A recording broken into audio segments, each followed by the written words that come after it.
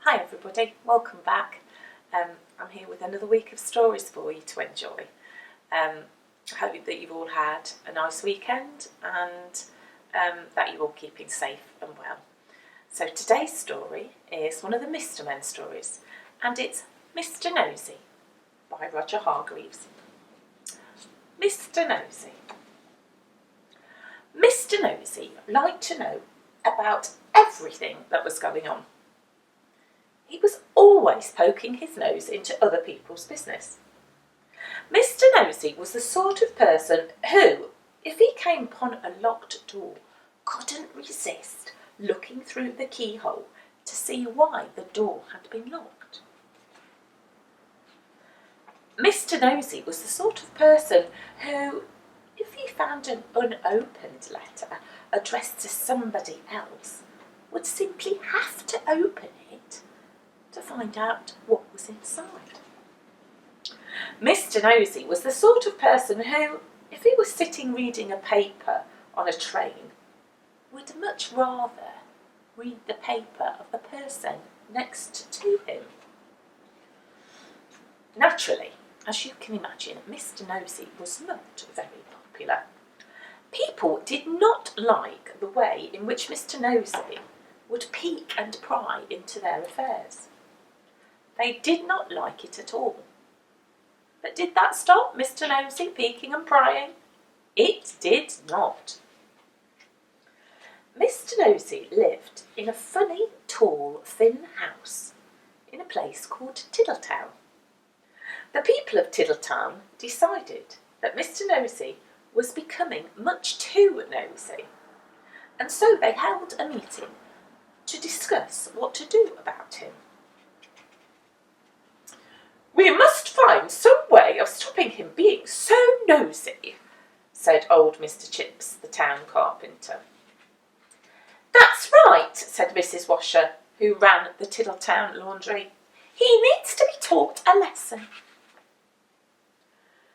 "If only we could think of a way to stop him poking his nose into everything," said Mr. Brush, the painter.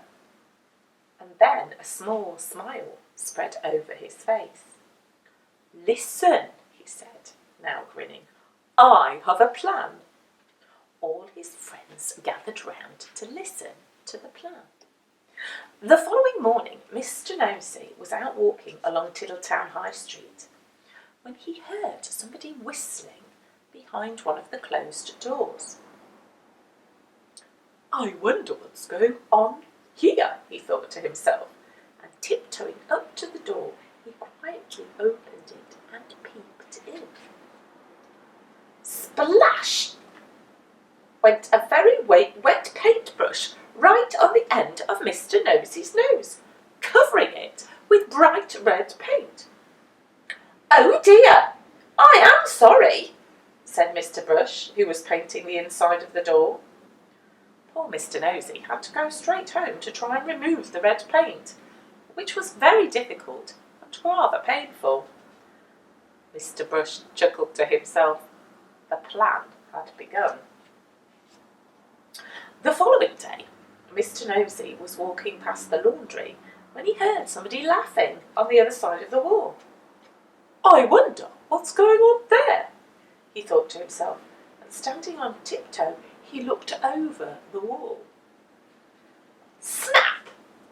Went a clothes peg right on the end of Mr. Nosey's nose. "Oh dear, I am sorry," said Mrs. Washer, who was hanging up clothes on a washing line on the other side of the wall. Poor Mr. Nosey removed the clothes peg and went off down the street feeling extremely sorry for himself and for his poor red nose. Mrs. Washer chuckled to herself. The plan was working.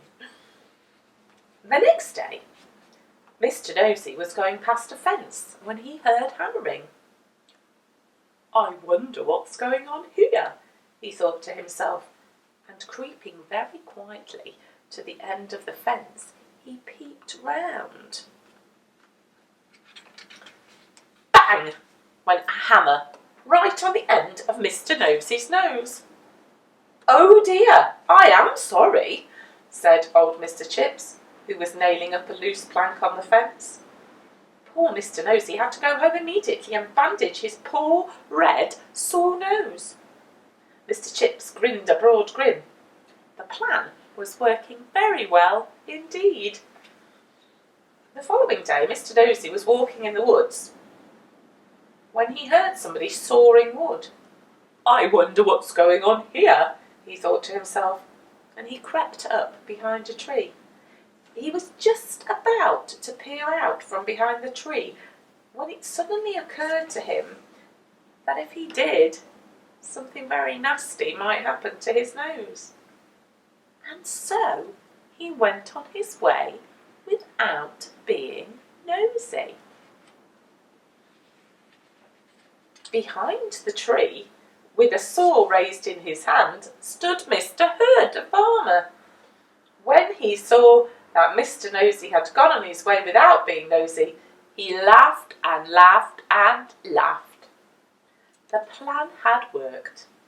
Mr. Herd hurried into Tiddletown to tell everyone. The plan really had worked, because after that, Mr. Nosey stopped being nosy and soon became very good friends with everybody in Tiddletown. And that is the end of the story.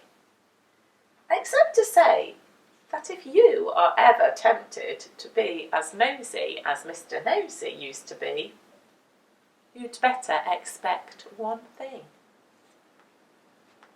a sore nose.